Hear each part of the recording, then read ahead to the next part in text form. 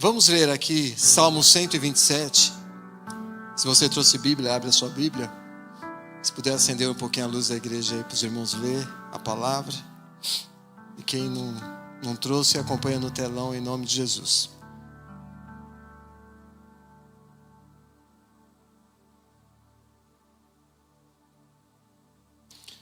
Amém? Vamos ler então. Salmo 127, versículo 1. Se o Senhor não edificar a casa, em vão trabalham os que a edificam. Se o Senhor não guardar a cidade, em vão vigia a sentinela. Inútil vos será levantar de madrugada, repousar tarde, comer o pão de dores, pois assim dá ele aos seus amados o sono. Eis que os filhos são herança do Senhor, e o fruto do ventre o seu galardão. Como flechas na mão de um homem poderoso, assim são os filhos da mocidade. Bem-aventurado o homem que enche deles a sua aljava. Não serão confundidos, mas falarão com os seus inimigos à porta. Salmo 128. Bem-aventurado aquele que teme o Senhor e anda nos seus caminhos, pois comerás do trabalho das suas mãos, feliz será e te irá tudo bem. A tua mulher será como videira frutífera ao lado da tua casa, os teus filhos como plantas de oliveira à roda da tua mesa. Eis que assim será abençoado o homem que teme ao Senhor. O Senhor te abençoará desde Sião, e tu verás o bem de Jerusalém em todos os dias da tua vida, e verás os filhos dos teus filhos, e a paz sobre Israel. Amém? Que palavra maravilhosa, né? Que promessa maravilhosa. Salmos é um livro que demorou para ser escrito. É o maior livro da Bíblia. A história diz que demorou quase 1000 anos para ser escrito. Por quê? Porque juntou vários pedaços. O Salmo ele foi escrito por vários homens. Davi foi escrito algumas partes por Davi, algumas partes por Asaf, algumas partes pelos filhos de Coré, por Moisés, por Salomão. Então todos esses homens escreveram alguma parte dos Salmos. Por isso ele demorou tanto para ser escrito. E esses Salmos que nós lemos, 127, 128, ele foi escrito por Salomão. E ele fala sobre família. Nós lemos aqui. Ele fala sobre família no seu contexto. E nós vemos aqui, e eu separei em 4 fases. 2 fases no 127 e 2 fases da família no 128. A primeira fase é a fase inicial de uma família. Qual que é a fase inicial de uma família? O casamento, não é? A família, a primeira fase de uma família é a união entre o homem e uma mulher para constituir uma família. E a primeira verdade que Salomão diz nesse salmo é a família tem que ser edificada por Deus ou em Deus, sobre a pessoa de Deus. Você pode ter sucesso em tudo na vida, financeiro, conseguir as coisas que você almeja, mas o melhor é você ter a sua família edificada sobre o fundamento que é Deus. Todo o sucesso que você consegue não é nada se sua família não estiver edificada sobre o fundamento chamado Deus. Glória a Jesus, amém? E ele fala, se o Senhor não edificar a casa, em vão trabalha os que a edificam.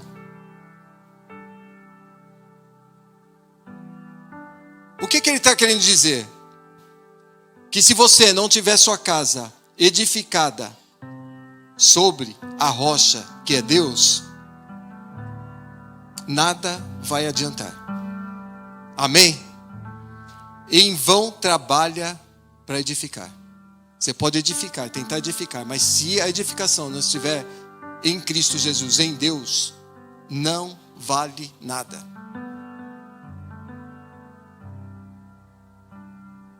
E vamos pegar aqui, quando ele abre um conjunto maior. E se o Senhor não guardar a cidade, em vão vigia as sentinelas. Ele fala sobre edificar a família, a casa. Quando ele fala casa, não é a casa de tijolo. Ele fala a casa família. E quando ele fala cidade, ele fala de um grupo de famílias que formam uma cidade. Se você não edificar a sua casa sobre a rocha, não adianta edificar. E se você não edificar a cidade, se o Senhor não guardar a cidade, em vão vigiam as sentinelas.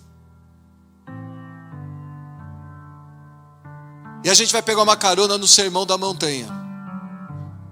O último momento do sermão de Jesus Cristo na montanha, ele fala sobre dois tipos de pessoas.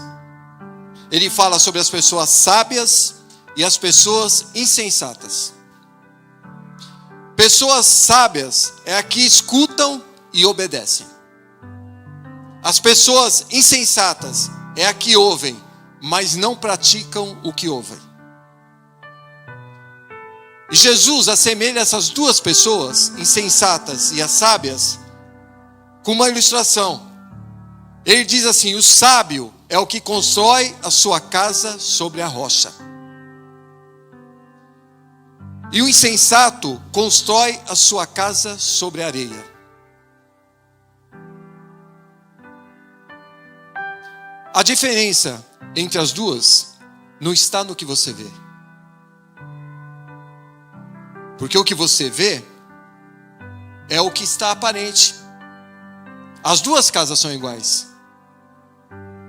As duas têm paredes, as duas têm telhado, as duas casas são iguais.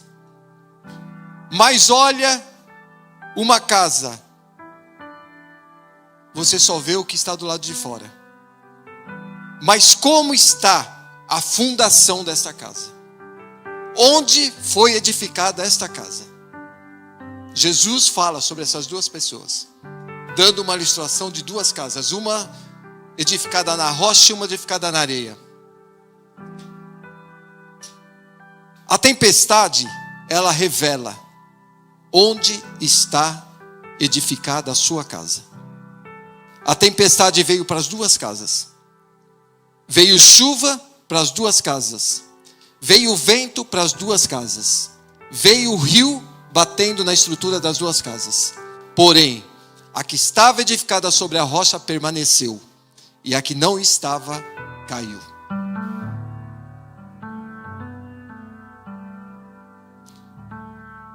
Esta é a palavra de Deus. Onde nós estamos edificando? A primeira coisa, se você quer ter uma família bem estruturada, temos que edificar a nossa família em Deus. Amém? Você quer ter uma família edificada sobre a rocha? É Deus que vai fazer isso acontecer.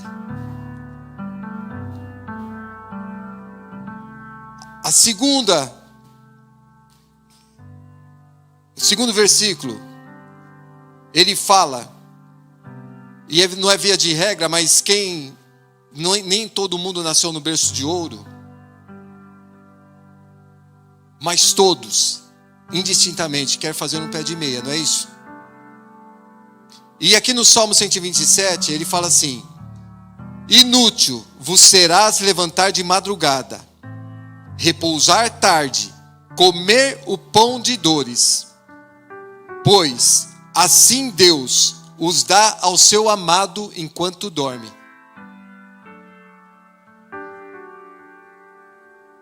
O que ele está querendo dizer aqui, Salomão? Primeiro, você tem que buscar a Deus. Se você colocar o dinheiro no lugar de Deus, está errado.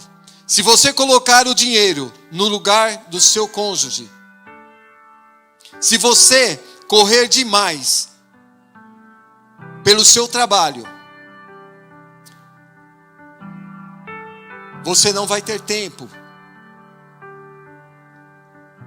e vai comer apressadamente.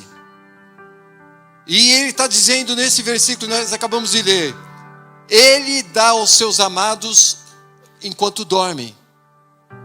Olha a promessa. Quando nós edificamos nossa família sobre a rocha, nós descansamos em Deus. E no nosso sono, Deus acrescenta as bênçãos para as nossas famílias. Isso que está dizendo aqui.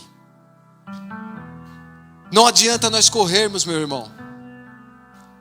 As bênçãos correm atrás de nós. Quando nós temos a nossa família edificada sobre a rocha que é Deus. Não comemos os pão de dores. Sabe o que é você dormir? E Deus está dizendo: eu estou acrescentando para aquela família. Eu estou dando para aquela família. Eu estou fazendo aquela família avançar. Quem abençoa a sua família é Deus. Quem dá prosperidade para a sua família é Deus. Quem dá inteligência para você agir é Deus. Quem dá estratégia é Deus. E quem leva você para frente junto com a sua família é Deus. Então, eu queria que nessa noite você colocasse Deus em primeiro lugar. Deus em primeiro lugar, na sua vida, na sua agenda, na sua família. E as coisas vão acontecer com o propósito para você. Amém? Amém? Ele é o protetor da família. Ele é o abençoador da família. É para Ele que nós temos que pedir a prosperidade. Amém, meus irmãos? Primeira fase: edificar a sua casa sobre a rocha. A sua família sobre a rocha. Primeira fase. Segunda, chegada dos filhos. Eu falei de 4 fases, né? Nós estamos na segunda. Chegada dos filhos. Salmo 127, 3 diz assim: Eis que os filhos são herança do Senhor, e o fruto do ventre, o galardão. Maravilhosa palavra. Sabe, o filho é muito maior do que a viagem que você programou dos seus sonhos. O filho é muito maior do que a casa que você pensa em ter. O filho é muito maior do que uma bênção material que você projetou para a sua vida. A Bíblia diz que o filho é herança de Deus. Você sabe, ser herança de Deus, saber que eles estão debaixo da promessa de Deus, que eles estão sendo cuidados por Deus. Herança de Deus para você e para mim cuidar. Muito maior do que qualquer coisa que você imaginou, é a herança de Deus, que são os filhos para mim e para a sua vida. Glória a Deus. E Ele prometeu que cuidaria da nossa descendência, da nossa geração e das nossas gerações futuras. Os filhos e os filhos dos meus filhos serão cuidados por Deus. Diga um amém aí, meu irmão. Glória a Deus. Porque Deus vai cuidar das gerações nossas. É promessa dele que está escrito aqui. As nossas gerações, quando nós fundamentamos as nossas casas, as nossas famílias em Deus, elas são cuidadas por Deus.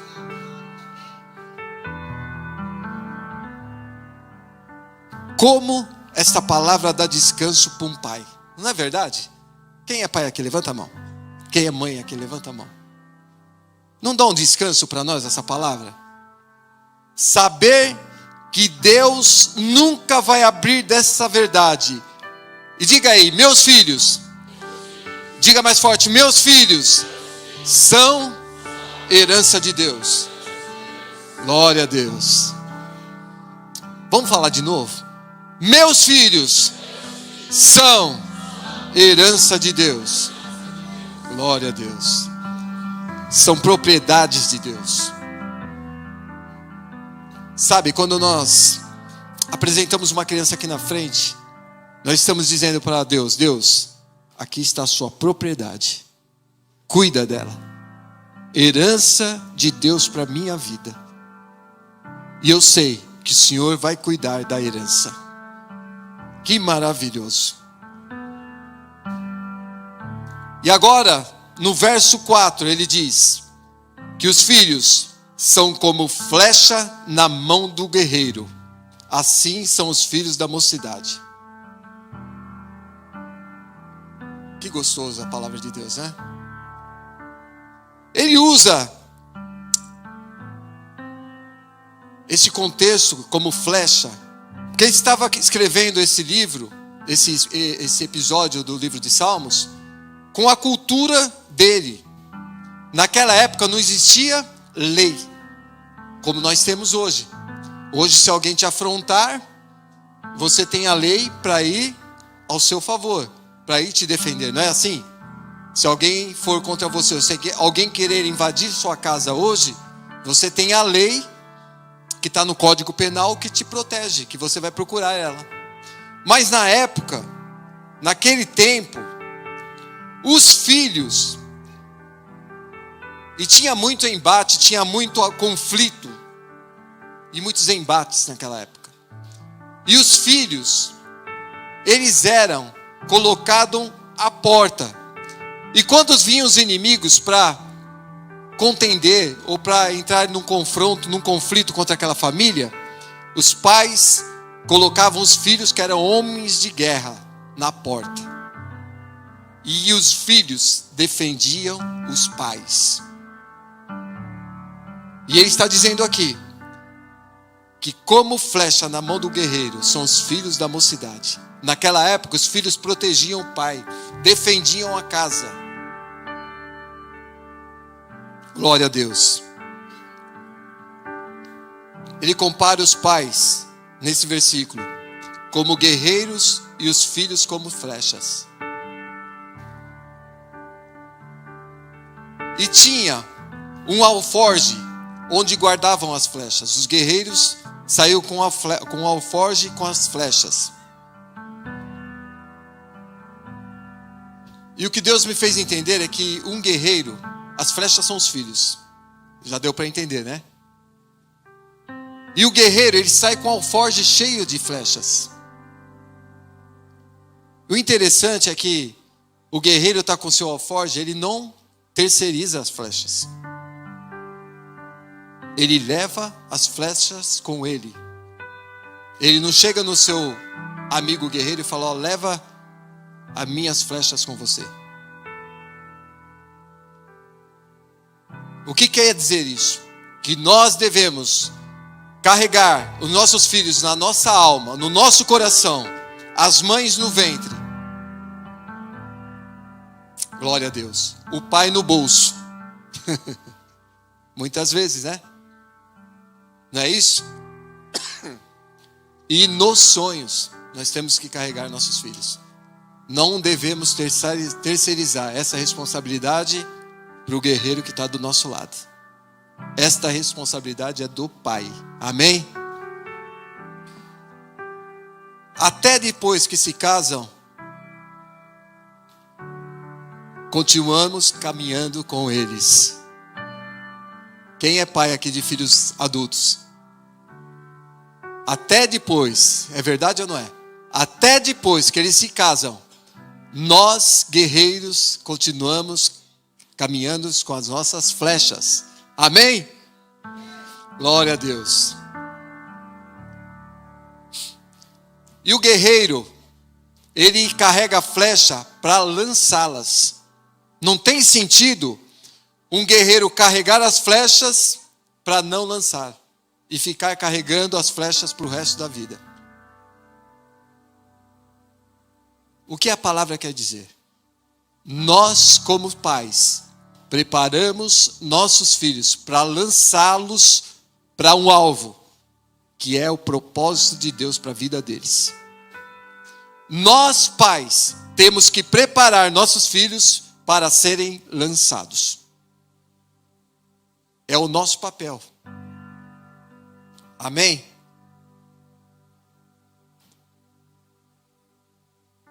Salmo 127:5 diz assim: bem-aventurado o homem que enche deles a sua aljava. Não serão confundidos, mas falarão com os seus inimigos à porta. Hoje, é bem verdade que ninguém quer encher as aljavas mais de flechas, não é isso? Antigamente, as aljavas estavam cheias, né? Por quê? Porque tinha talvez um dividendo maior para o pai, né? E, se você for ver a história da humanidade, quanto mais filho o pai tinha, mais condição ele tinha. Porque tinha lavoura, o filho ia produzir na lavoura e ia dar um dividendo maior para o pai.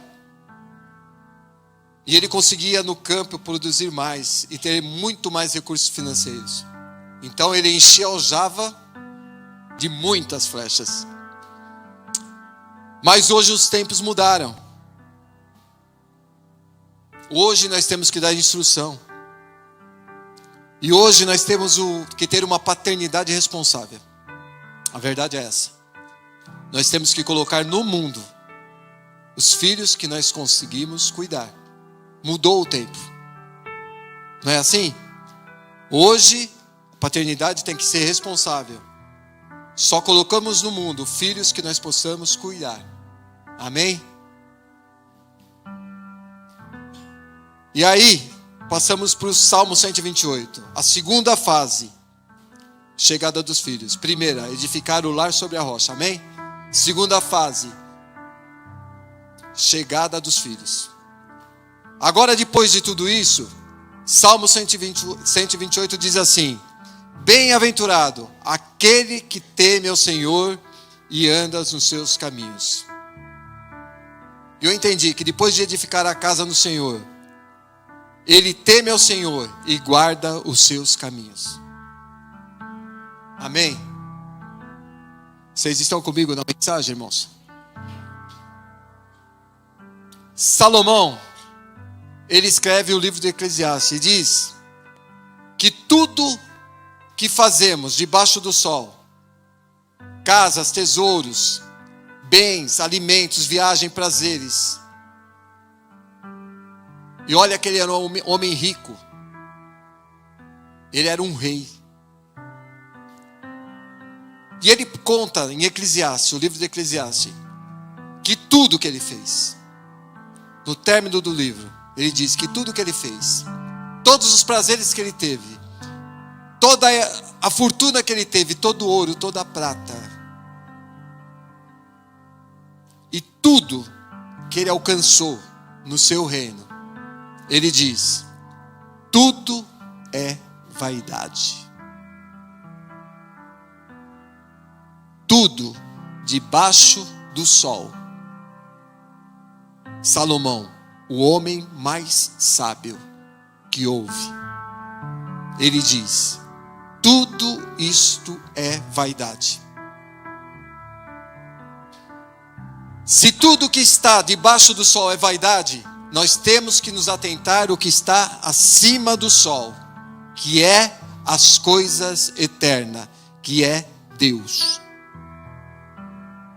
Amém? Porque tudo isso que Salomão falou, um dia passa.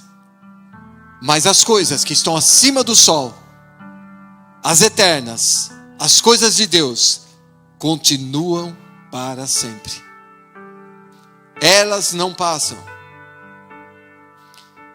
E quem são a mulher e o homem bem-aventurado? Que diz aqui: aquele homem e mulher que teme a Deus. Temer a Deus põe no ser humano um freio moral.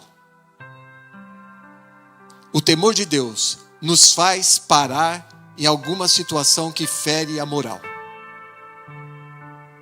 Então, temer a Deus é o princípio de toda a sabedoria. Amém? Tema a Deus. Salmo 128, 2 diz assim: pois comerás do teu trabalho, do trabalho das tuas mãos, feliz será e tudo te irá bem.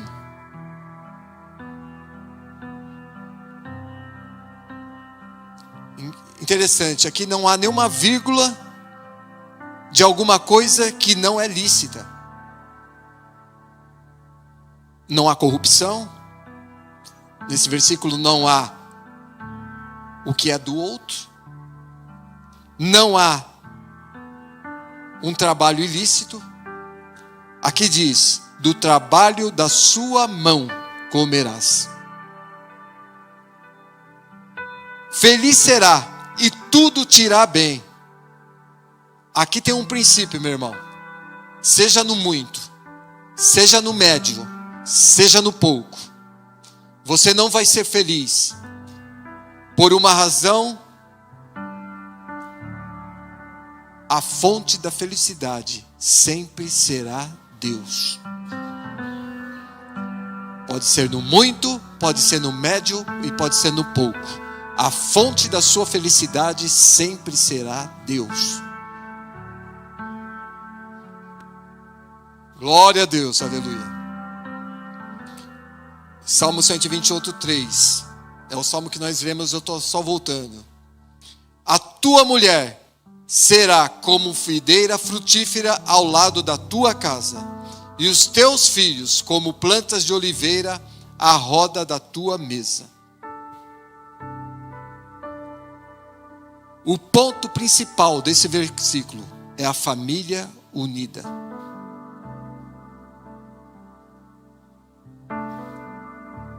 Amém? Hoje as famílias estão procurando muito estabilidade financeira. Não é isso? A busca desenfreada pela estabilidade financeira para ter condições. Eu estava vendo um relato de um pastor falando sobre um casal que eles programaram para 15 anos eles trabalharem os dois. Eles combinaram entre eles: vamos trabalhar continuamente para daqui 15 anos nós vamos desfrutar de tudo que nós conseguimos. E eles começaram primeiro, segundo, terceiro, quarto até o 15º ano. Só que um trabalhava das 6 às 4 e ela trabalhava das 4 à meia-noite. Eles não se encontravam. Chegou no final dos 15 anos, eles conseguiram a estabilidade financeira. Porém, um virou para o outro e disse: quem é você? Quem é você? Conseguiram uma estabilidade e perderam a família. Deus está dizendo para você nessa noite: coloque Deus em primeiro lugar na vida da sua família. E quando eu vejo aqui seus filhos plantados como plantas de oliveira ao redor da tua mesa, sabe o que Deus está dizendo para você nessa noite?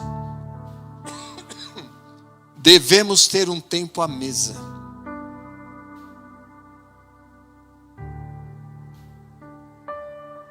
Você sabe o que é isso? É a unidade da família. Mesa é lugar de união.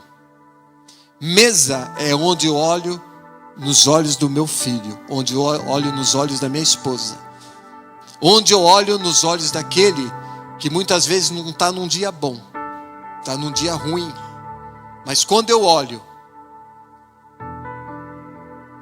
na mesa, que é um lugar de comunhão familiar, um lugar de encontro, um lugar de perdão. Muitas vezes eu olho para o meu filho, para minha esposa, é um lugar onde há perdão. Mesa. Um lugar onde há reconciliação. Muitas vezes eu estou chateado por algum problema com algum familiar meu. Na mesa há reconciliação. Na mesa, lugar de investimento. Investir seu tempo na mesa. Lugar de conversa, lugar de diálogo. Mas você pode dizer, pastor, mas eu não tenho tempo. Eu saio de manhã, o meu irmão sai também, a gente vai para lugares diferentes. Mas um dia, talvez um domingo, tenha um tempo de você estar à mesa em comunhão. Amém? E se você não tem mesa, compre uma mesa urgente. Amém? A mesa não é um móvel, a mesa é um emblema. Um emblema de comunhão. Amém? Esses últimos dias Deus está falando muito sobre mesa. Não é isso? Nós tivemos um episódio de queima aqui que a única coisa que ficou intacta no meio do fogo foi a mesa. Deus queria dizer alguma coisa com essa igreja. Mesa, lugar de comunhão. Mesa, lugar de você levar sua família para um olhar no olho do outro. Mesa, lugar para você tirar aqueles ressentimentos e trazer tudo à presença de Deus. Quando você está à mesa, você está edificando sua família sobre a rocha que é Cristo. Amém? Interessante. E o grande elo de ligação da família é a esposa. A Bíblia diz que a esposa sábia edifica seu lar. E a mulher é um ponto de equilíbrio de ligação. Toda mulher na família é o ponto de equilíbrio da família.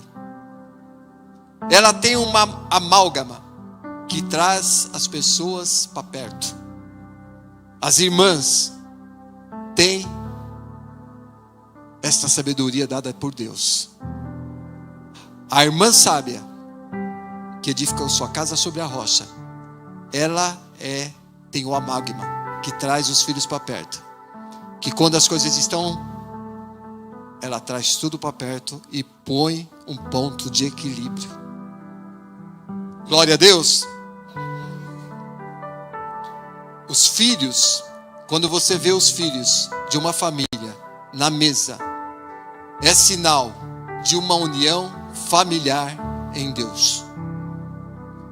Amém? Você está entendendo? União familiar em Deus. Não abra mão de fazer pelo menos uma refeição na semana com a sua família. Amém? Não abra mão. Seja rico ou seja pobre. Tenha um copo de plástico ou um copo de cristal. Tenha um prato de plástico ou um prato de porcelana. Não importa. Mantenha sua família unida na mesa. Amém? Deus sabe porque eu estou falando isso nessa noite. Talvez muitas pessoas precisam voltar a ter união na mesa. Amém? Bom, primeiro foi a edificação da igreja sobre a rocha. Segundo, chegada dos filhos. Terceira, os filhos sobre as rochas. Os filhos sobre as mesas. Na comunhão. Amém? Os filhos na mesa com os pais em comunhão. E agora, a quarta e última. Chegada dos netos. Quem tem neto aqui? Amém? Chegada dos netos. Salmo 128, 5. O Senhor te abençoará desde Sião, e tu verás o bem de Jerusalém todos os dias da sua vida. E verás os filhos dos teus filhos, e paz sobre Israel. Que palavra maravilhosa. Geração para geração. A família que é edificada, a casa que é edificada na rocha, que é Jesus Cristo. Primeiro, ela colhe os frutos, que são os filhos. Os filhos são lançados. a reunião na mesa para comunhão cada vez maior da família. E por último, Deus faz uma promessa: e verás os filhos dos teus filhos.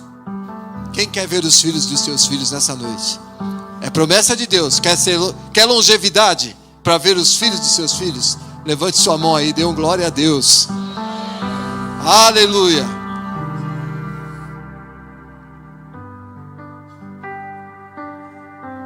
Mas tem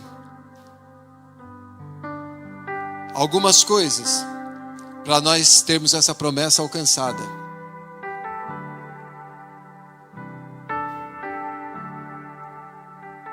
Primeiro, seu filho começa a ser educado. Eu ouvi um escritor falando isso 20 anos antes de nascer. Como é isso? 20 anos antes de nascer. Na verdade, a criança que tem 12, 11 anos, já dá para entender o que ela vai ser como mãe lá na frente, quando ela está diante da palavra de Deus. Educar seu filho e proteger seus filhos.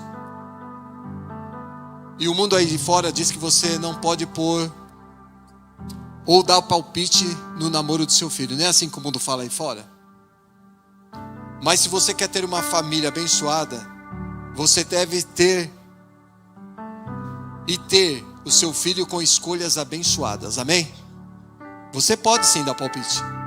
Se você está vendo que o casamento do seu filho não vai ser um casamento que vai edificar a família dele, você pode pegar e falar, dentro da palavra, falar, eu te oriento desta forma. Amém? Prepare os seus filhos para escolhas abençoadas, para que você possa colher frutos abençoados no futuro. Amém? Mas como eu posso fazer isso? Ore. Se você não consegue falar com seu filho, ore para que Deus dê a ele escolhas sábias, abençoadas, para que a sua geração abençoada se perpetue. Amém?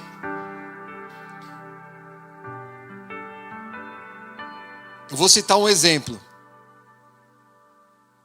do que eu acabei de falar. Quando o povo saiu do Egito para Canaã, saíram mais ou menos 2 milhões de pessoas. Sabe quantos chegaram em Canaã? Quantos chegaram em Canaã? 2. Josué e Calebe. E sabe o que aconteceu?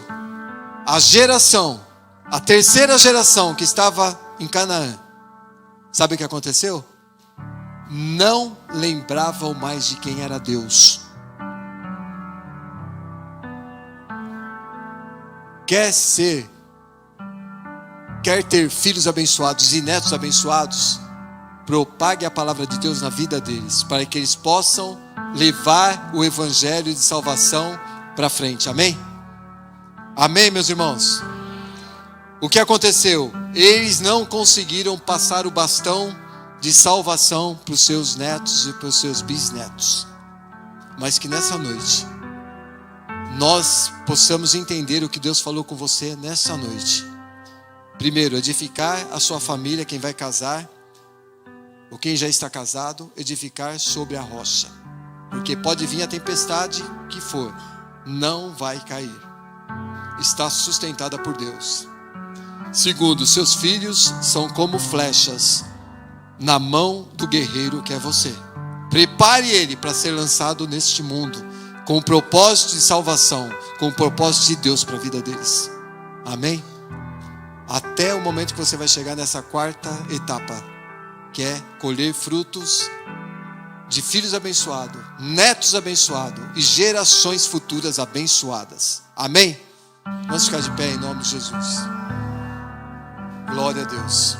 Quem entendeu a palavra nessa noite?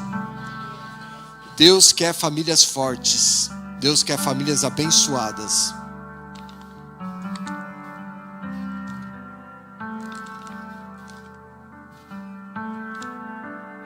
Glória a Deus.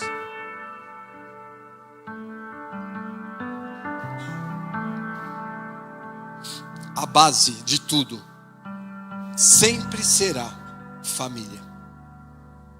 Por isso que o inimigo luta tanto contra as famílias. O inimigo não quer ver as famílias fortes. Mas hoje nós aprendemos, através da palavra em Salmo 127, 128. Depois você lê na sua casa com calma e reflita do que foi falado nessa noite. Onde você está fundamentando sua família? É a rocha ou é a areia que qualquer vento derruba? Ou é na rocha que pode vir o vendaval que for, a família permanece forte e firme? Amém? Curve sua cabeça. Senhor, meu Deus e meu Pai, estamos diante da sua presença. Falamos hoje um pouco sobre família, os fundamentos que nós devemos ter com a nossa família, para que nós possamos ter gerações abençoadas, filhos abençoados, netos abençoados, gerações futuras abençoadas, igrejas fortes com famílias fortes, governos fortes com famílias da sociedade fortes. Mas para isso nós temos que ter uma igreja fundamentada, uma igreja com famílias alicerçadas sobre a rocha que chama Jeová, chama Deus. Em nome de Jesus, nesta noite que as famílias sejam revigoradas, famílias que estavam sem aquele momento de comunhão à mesa, sem aquele momento de estar juntos, falando um pouco dos assuntos referentes à sua palavra, ou até assuntos cotidianos da família, que eles tenham mais comunhão à mesa, que eles tenham mais comunhão uns com os outros, que a sua palavra diz: ó, quão bom e quão suave é que os irmãos vivam em união. Isso se aplica às nossas famílias, às nossas casas, a todos os elementos de uma família. Senhor, que nessa noite, se há pais que não estão se dando com os filhos, se há filhos que não estão conversando com pais, que nesta noite possa haver união à mesa, que nesta noite possa haver união das famílias, porque o Senhor quer famílias fortes, o Senhor quer famílias estruturadas, famílias que vão passar a sua palavra de geração para geração. Em nome de Jesus, eu profetizo vitória na vida dos meus irmãos nesta noite, em nome de Jesus, amém. Você pode sentar, você que quiser ajoelhar um pouquinho, vamos orar um pouco, amém? Vamos orar agora pelas famílias, esqueça de tudo.